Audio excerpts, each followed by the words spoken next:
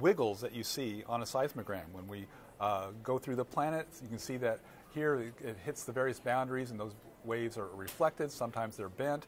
It becomes a pretty complicated pattern, but scientifically we've learned over the last 100 years how to interpret the code of the signal as it comes back up to the surface, and the seismometers pick up that signal and then turn it into data that we can use on Earth to understand, what the 3D structure is of the planet.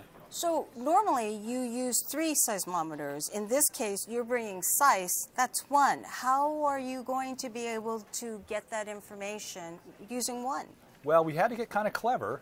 Because on the Earth, usually you have plenty of seismometers. You can use multiple seismometers to triangulate in on where the earthquake is. On Mars, we're going to do something a little bit different. We're going to use not only the P and the S waves that you may have heard about, but we're using the surface waves. And here you can see the surface waves kind of moving out from Marsquake, and as it passes over the InSight lander, you can see the seismogram up there in the upper left-hand corner where you have the wiggles. Now, those waves keep on going around the planet, and because Mars is not so large, they still have a fair amount of amplitude. They haven't gotten completely damped out by the time it's gone all the way around the planet, passes over the spacecraft again, and finally, even the wave that went the other way around the planet comes across and hits us yet a third time. And so we have extra information over just the P and the S wave. We have these surface wave arrivals that we can use to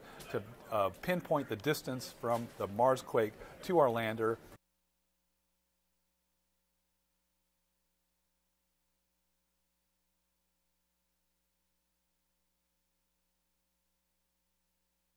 Called polarization analysis to figure out which direction the waves are coming from. And by doing that, we can do the same thing that we can do with 3 stations.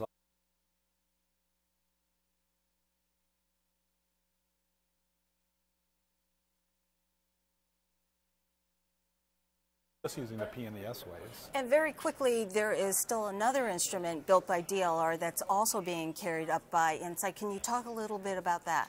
Yeah, that's our heat flow probe, and it's a pretty cool instrument that uses a mechanical mole, we call it, to burrow its way down into the surface.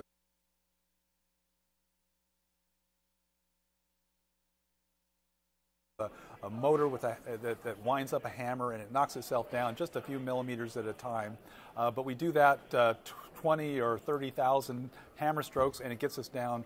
We hope to get down to be about 16 feet below the surface. And once we get down there, we're actually measuring the heat coming out of the planet by measuring the temperature along the cable as it comes up to the surface, and looking at how that temperature increases as we go down, and extrapolate that deep into the planet to understand how much energy there is inside the planet to drive the geology and to drive volcanism, Marsquakes, all kinds of activity. It's amazing how much you'll be able to learn from the surface about the interior. That's right. I think it is amazing, and it's been something that I've been working on for my whole professional career, and it's just, I find it fascinating. But all right, we'll talk about that. Thanks, okay. Bruce. Bruce first thought of a mission like this, as he mentions, 40 years ago when he was a graduate student. The rest of the team hasn't waited quite that long, but this is a big moment for them too.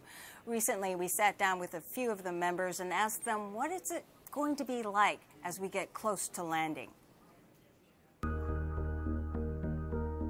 It's a very difficult thing to do, and everything has to go perfectly. As humans, we've sent 17 different missions to the surface of Mars, and 10 of them have crashed. Before we can land on Mars, we have to get to Mars. How do we get to Mars?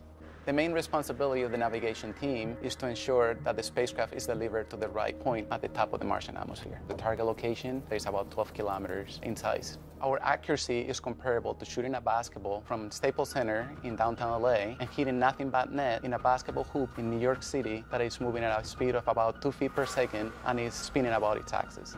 The landing site, we have an ellipse that's pretty big. It's about 60 miles long. We could land anywhere in that ellipse. There's a chance that we could land right on a rock, and we don't really have any control over that, so that's what makes me nervous. We've tested the radar by flying it on a helicopter. We've tested pieces of the heat shield by putting them in an arc jet facility. We've tested the parachute by testing it in a wind tunnel. And putting all that together in a very tightly controlled sequence where every single thing has to go right. We've never tested that. And the first time it's going to happen is once you deliver us to Mars.